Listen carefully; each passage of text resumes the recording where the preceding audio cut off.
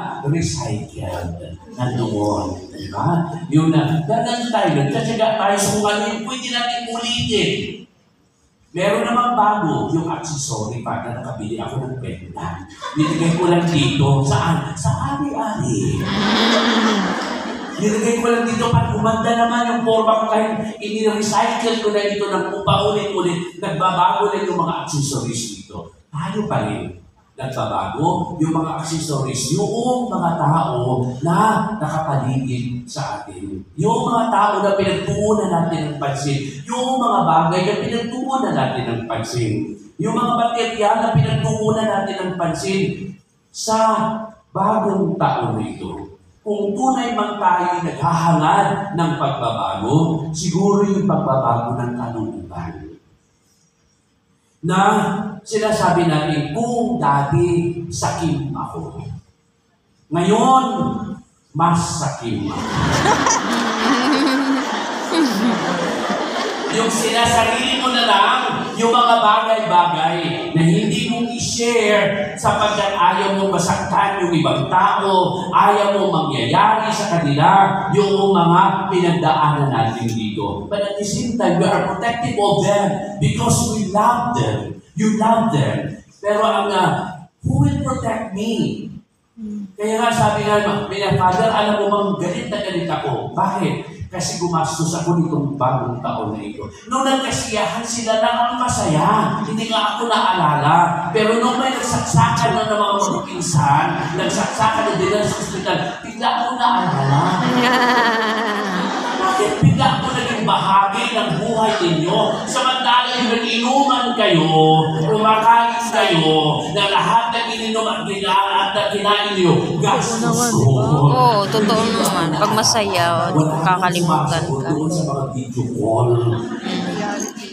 Bigla na lang nagkaroon ng may na-disgrasya at dinala sa ospital. Aba, bigla ako. Ako na ngayon yung naging bahagi. How can I become part of you? Dahil may need kayo. No, maybe we take a look at ourselves now. Because sabi nga nila, change must come from within. Nanggagaling talaga ito sa atin.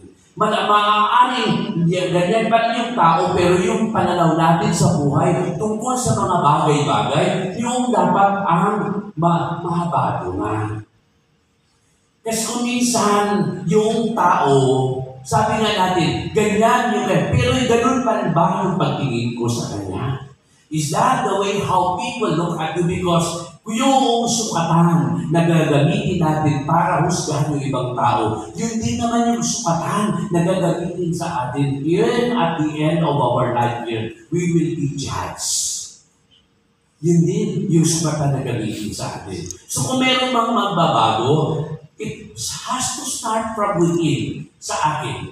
Kasi madalas marami tayong reklamo, marami tayong complaint. Pero nakalimutan natin na kailangan manggagaling din sa atin yung mga pagbabago. Ito na lang, pag umuwi tayo sa atin, nakikita natin na naawang-awa tayo sa Pilipinas kasi nga madumi yung mga kalsada, madumi yung mga paligid. Paano ito paano natin simulan yung pagbabago? Baka maaari, in very little conscious way, makita ng mga kapitbahay na nagsisegregate ako ng basura, baka sundan din nila. So, ayoko yung ay magbago kayo, pero pag sinasabi dito sa atin, hindi tayo nagbabago. Parang ito yung tatay na sila, tumigil ka na sa bisyo mong paniligayin nyo. At mag-iinom, habang sinasabi ng tatay ito, siya din ay panipausok din, panipuga din siya. So how can you be effective if you want to, your loved one to change, the change must come from within. Then baka naman na nasaraduhan, kumbaga, na sila ay lumapit sa atin o tayo makalapit sa kanila dahil sa kung minsan lumapis tayo sa mga sinasabi natin. Maaaring ang taon ito, sasabihin natin, hindi sinasabi natin, huwag ka nang magalit, kasi kasinungalingan yan. Huwag ka nang magtampo, kasi kasinungalingan yan. Huwag sumama ang loob mo. Sapagkat feeling ito, nararamdaman natin ito. Pero maaaring sabihin natin, baka ito ay graduate na ako. Pwede ko nang palampas dito. Madalas kasi sa mga mahal natin sa buhay, pag nag-communicate tayo, may halong galit, may halong panunumbat, may halong samaan ng loob. And then, tayo ang in-return, tayo yung apektado. Kaya sabihin natin, wala akong pakialam, wa ko yan. Pero kapag may nangyari, bakit automatic? Bakit naging kasama ka sa mga pangyayari? Kaya nga yung sinasabi natin, dahil mahal mo sila, nakikialam ka. Dahil mahal natin yung ating bansa, nakikialam tayo. Nagsasabi tayo, nagre-react tayo sa mga post na, ganito na ang mukha ng Pilipinas. Nagre-react tayo kasi nakikialam tayo. Baka maaaring lawakan natin yung ating paningin dito sa mga pangyayaring ito na sinisimulan natin sa ating pamilya mismo. Sa ating pamilya, kung minsan sinasabi natin, ayaw ko makialam, buhay nila yun. Bakit naging apektado ka? Kasi nga, kapag nilalapitan ka, kahit galit ka, kahit may tampo ka, kahit masama ang loob mo, magpapadala ka pa.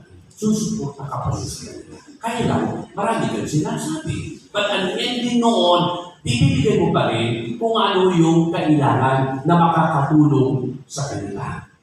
Hindi natin pwedeng sabihin na wala akong pakialam sa kanila. Ako number of times, those people who came to me, sinasabi, so anong ending? Nagpadala pa rin ako pato. Diba? Pagkatapos mong magalit, pagkatapos mong magpahayag ng sama ng loob, pagkatapos mong manumbat sa kanila, ang ending, pupunta ka sa worldwide.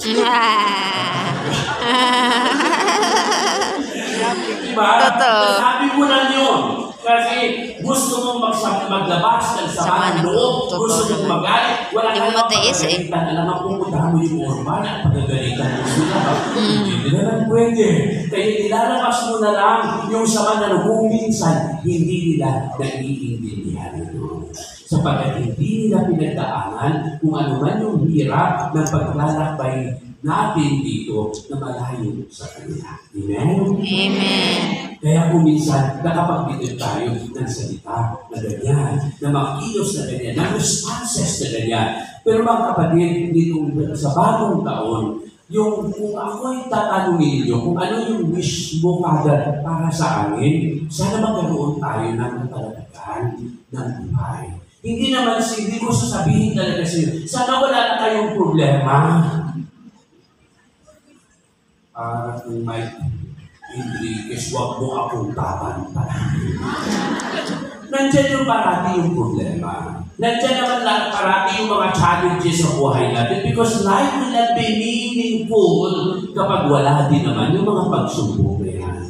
Pero siguro yung prayer ko para sa inyo na magkaroon tayo ng katatagan upang harapin ang mga hamon sa naibibigay sa atin ng Panginoon. Tibayan yung ating mga kalooban and then patatagin tayo ng bawat karanasan na pagdaanan natin and then sana tumibay pa yung ating relasyon sa Panginoon. Yun yung kasi nga, mawalan ka na ng kaibigan, mawalan ka na ng mga kamag-anak, mawalan ka na ng sinasabi natin, mahal sa buhay, pero huwag sana tayo mawalan ng Panginoon sapagkat yun ang hindi ng iiwan. Maiiwanan ka ng pinagkatiwalaan mong kaibigan, ng kapatid, niluko ka ng mahal sa buhay, bako, pero yung hindi kailanman lalayas at nandoon parati, nasasamahan tayo, nandiyan yung mahal na ina, si Mama Mary. At sinasabi niya, kanyang ilalapit tayo sa kanyang anak, idulog niya tayo upang tayo na nakakaranas na mga pinagdadaanan natin. Ano man yung mukha ng mga pinagdadaanan natin, nandyan pinagtitibay tayo ng mga karanasan ito sapagkat nandyan ang mahal na ina. Amen. Amen. So sa araw na ito, sa pasimula ng taon na ito, pasalamatan natin ang Panginoon sapagkat nandiyan yung kanyang paggabay. Binigay niya yung kanyang ina para sa atin upang tayo ay gabayan. Tumawag lang tayo. Huwag tayong bumitiw sa pagkapit natin sa pananampalataya. Kahit ba sinasabi ninyo, kung minsan na, Father, kunti na lang po yung nakakabitin na po ako. O di bumitin ka. Kasi na lang ang huling pa. Kaysa naman bumitiw ka. Diba? Yun na lang yung huling hibla ng pananampalataya na meron ka. Kapag hindi mo makapitan yun, hindi malalaglag ka. At hindi hahayaan ng Panginoon na malaglag tayo at masadla sa mga pagkakasala, sa mga sinasabi nating kapahamakan sapagat nandyan ang mahal na ina. Maniwala tayo, magtiwala tayo, sumuko tayo sa Kanya upang Siya mismo ang yayakap sa atin at dalhin tayo papalapit sa Kanyang mahal na anak. Ibayan lang natin ang ating mga kalooban, ipanalangin yung mga taong nagbibigay sa atin ng suliranin. Nagbibigay sa atin ng mga pagsubok kagaya ng ating mga pamilya, magulang, kapatid, mga anak, kapiyak, at kung sino-sino ano-ano pa ang mukha ng mga pagsubok na ito. Sana dahil tayo ng mahal na ina, papalapit sa kanyang anak, magtiwala tayo. Tayo magsitayo at ipahin sa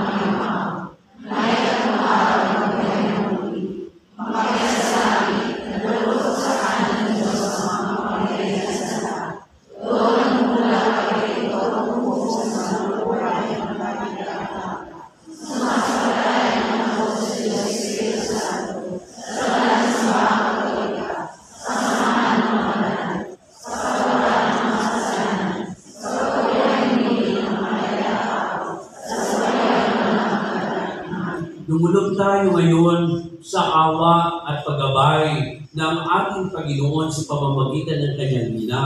Ihain natin ang ating mga pangangailangan at ating sambitin sa bawat panalangin.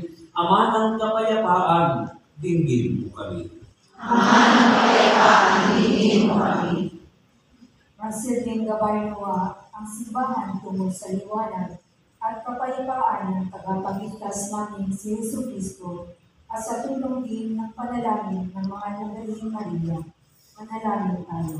Ama ng kapayapaan, dinggin mo kami. May taguyod nawa ng mga nanlilihan sa ating pamahalaan ang kanilang magandang adhikain na may paggalang at pangangalaga sa mga karapatang pantao. Manalangin tayo. Ama ng kapayapaan, dinggin mo kami.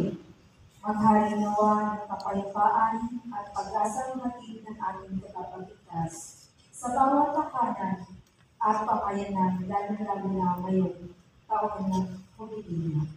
Manalangin tayo. Ama ng kapayapaan, dinggin mo kami. Maging instrumento nawa ng kapayapaan ang bawat isa upang tuluyang manayo